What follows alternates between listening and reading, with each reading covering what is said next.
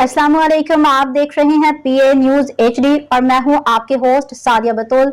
शामिल करते हैं आज की अहम खबर शामिल करते हैं पाकिस्तान आरआई न्यूज के bureau chief Kot Radhakrishna doctor Ghulam Mustafa Tarannum से अंजुमन आरआइयां रजिस्टर्ड पाकिस्तान के मरकजी joint secretary Mian Saleem advocate ने कहा कि अब तबाही इसराइल का मुकद्दर बन चुकी है। खूंखार सहयूनी अपने फितरत के लिहाज से बड़े बुज़दिल और डरपोक हैं।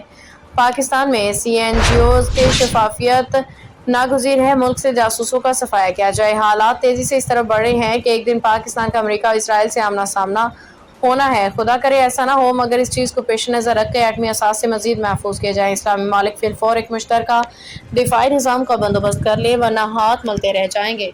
अमेरिका और इसराइल आइंदा चंद दिनों में ईरान के खिलाफ न्यूक्लियर हथियार इस्तेमाल कर सकते हैं। मजीद उन्होंने कहा कि इसराइल के मिसाइल और दहशतगर्दी का ना रोका गया तो ये खित्ता के अमन के लिए खतरनाक होगा।